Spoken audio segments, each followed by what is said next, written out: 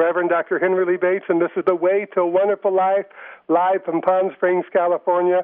And I'm teaching the evolutionary science of mind and the philosophy of the Mastermind Jesus. And this week we're continuing with our Jesus and the Science of Mind series. We're actually in the third lesson of this series. So if you missed lesson 1 and 2, they are already posted on YouTube. You can listen to them on YouTube, or you can go to revbates.tv and go to the archives page, and pick up those archive messages and read those. You can print them out. You can write the things down that make sense to you. Write the things down that make you feel like you have a greater realization of your oneness with the divine, a greater realization with this thing we call life, this thing we call love, and just fill your mind with the good and fill your mind with God. That G-O-D feeling is a good feeling. That G-O-D feeling is a feeling that we want to have because it's the love and it's the confidence, it's the harmony, it's the beauty, it's all those wonderful things flowing through our mind. So I'm going to start off this lesson, what it does, with some words from Dr. Ernest Holmes from The Science of Mind, and this is from page 41 to 42 for those who like to look these things up. The intelligence by and through which we perceive that there is a spiritual presence and an infinite mind in the universe constitutes our receptivity to it and decides its flow through us. We have made a riddle out of simplicity. Therefore, we have not read the sermons written in stones, nor interpreted the light of love running through life. To return to a sane simplicity is one of the first and most important things to do. All people receive some light, and this light is always the same light. There is one nature diffused through all nature, one God incarnated in all peoples. Now, Dr. Holmes is telling us that everything comes back to how we receive it, how we mentally process things. But he's telling us that we've made a riddle out of simplicity, that it's all very simple. And so we know that the Mastermind Jesus taught in parables. And the reason he taught in parables, being the spiritual genius he was, he understood that no matter what our level of education, no matter what our level of awareness, no matter what our level of intelligence, no matter what was going on with us in the world, everyone could understand these simple parables. So I've got a quote here from the Holy Bible. This is from the book of Matthew 13, 31 through 32. Once again, for those who want to look that up. And it reads, "Another parable put he forth unto them, saying, The kingdom of heaven is like a grain of mustard seed, which a man took and sowed in his field, which indeed is the least of all seeds, but when it is grown, it is the greatest among herbs, and becometh a tree, so that the birds of the air come and lodge in the branches thereof." So in this third lesson of our Jesus and the Science of Mind series, what it does, we have a clear understanding from both these paragraphs that I've read from Dr. Holmes and from the teachings of the Mastermind Jesus, because it's telling us that we must get back to the simplicity. We must understand that it's all very simple. It's all very simple. This mustard seed that the Mastermind Jesus talks about is so small that if we put it in our hand, most of us would have to put on glasses in order to see it. And if a slight breeze came by, it would blow it off our hand. That's how small it is. But he's telling us that this can grow within us. It can grow within us to become this greater thing, this most magnificent thing within us, if we let it, if we nurture it and foster it, to let it grow and expand into that something greater. But we do that by simple things. We do that by paying attention to how we think about things in the world. What it does, what this Spirit does, how our prayers are answered, they must be answered through our own consciousness, through us. So for us to understand what it does, we have to understand what we have to do in our own consciousness to prepare ourselves for it to do it. So next week, we're going to talk about how to use it, how to bring forth into manifestation, bring forth into actual results in the physical, the things that we desire to do, to be, or to have. So we want to expand this faith that we have. We want to expand this awareness that we have, just like that mustard seed grows. We want to grow this within our consciousness. And so we want to understand our relationship with God in a greater way. And the way we understand our relationship with God is to understand our relationship with the people in the world. Because every person that we see, whatever judgment we may have of them, whatever idea we may have of them, we are building that within our own consciousness. No matter what anybody thinks of you, you don't have to worry about that. All you have to ever think about, all any of us ever have to think about, is what do we think of ourselves? What do we think of ourselves? Because that's the thing.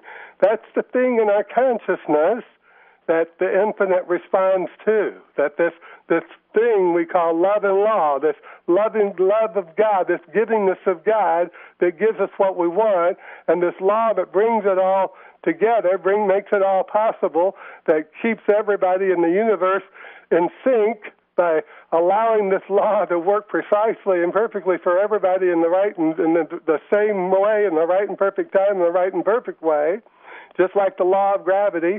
It's no respecter of persons. We find that out once again in this lesson, as we did in our second lesson, that we must know that life always becomes to us the particular thing we need when we believe that it becomes to us that particular thing. But we also must know that life always becomes to us the particular thing that we believe, whether we believe it about ourselves or whether we believe it about someone else. If we hold a thought in our mind as truth, and we see the possibility of it as being absolutely true for someone else, then we're going to have that same experience in our own world of experience. We're going to have that same validation, I should say, of that belief in our own world of experience. Because this mind that is in us is powerful. It's powerful when it's constructive, and it's powerful when it's destructive. It's powerful when it thinks positively and makes positive judgments about the world in which we live and the people that surround us. And it's powerful when we make negative judgments about the world in which we live and the people in the world around us. Either way, we're going to reap what we sow. That's another very simple thing.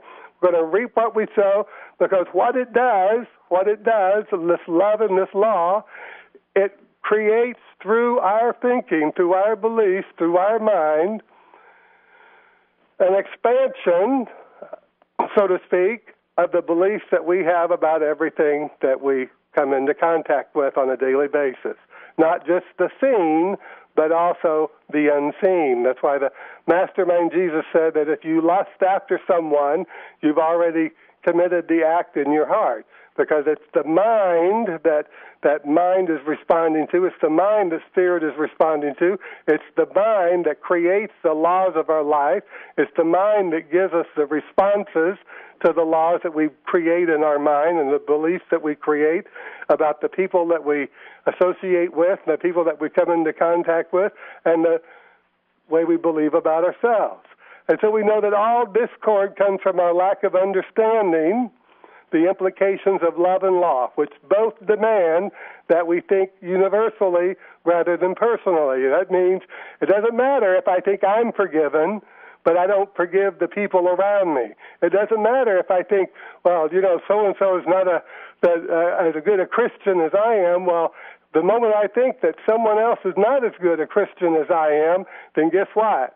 I've lost my standing as a good Christian, because that judgment that I have seen has come from my own mind, come from my own consciousness, come from my own way of thinking about the world in which I live and the people I come into contact with. So we must be careful what we think about. We must be careful what we think about others. We must be careful what we think about ourselves. We must be careful how we think. We must think consciously, and we must think affirmatively, and we must think positively, because the Spirit responds to us through our mind, through our very thoughts, through the things that come to us as a beliefs and the ideas that we accept about life. Dr. Holmes tells us in The Science of Mind the mind must conceive before the creative energy can produce. Now, this is all very positive and it's all very wonderful, but we can conceive some pretty negative things too, because if I'm believing that a negative judgment about someone else, that I'm holding that in my mind, and this creative energy from God, this creative spirit, cannot move through my mind. The Holy Spirit cannot move through my mind when I'm thinking unholy thoughts. It can only move through my mind in the way that I receive it. The way I receive it. So if I'm thinking something negative, it's going to give me something more negative to think about. It's going to give me something extra negative to think about. And we've got to know that in our mind. We've got to accept that. We've got to believe it. We've got to train our thoughts, train our mind to think in the affirmative, to think, to know that there's only one mind. That mind is God, and that mind is our mind because it thinks through everyone. There's only one life that beats my heart, it beats your heart, it beats the hearts of everybody in the world, and that's God beating that heart. That's God life beating that heart. So we must know that, and we must accept it, and we must know it in a dynamic way, not in a, oh, God is love, and God is good, and God is joy, and I only wish my neighbors could think this way. That's the way we get into trouble. That's the way we get into trouble. We must supply the avenue through which the Spirit can work through us. It is ready and it's willing. It is its nature to spring into being through our thought and action. But we must go back. We must understand that parable that the mastermind Jesus was giving us about the mustard seed. That seed is so small, like I said. If you put it on your hand, you may need glasses to see it. And if a gentle breeze comes by, it'll blow it off your hand. But it can grow into something magnificent. It can grow into something powerful. It can grow into something dynamic and strong. But we've got to build that same thing within ourselves. We've got to build that same thing within ourselves. We have to be dynamic, more dynamic than the stuff that comes to us from the world, more dynamic than the race consciousness that believes in separation, more dynamic than the race consciousness that believes in racism and anti-Semitism and nationalism and homophobia, all that nonsense that goes on in the world. We got to be dynamic in our thinking of the truth. We got to be dynamic in our knowing and understanding that there's only one life. That life is God, and that life is my life and the life of everyone I see.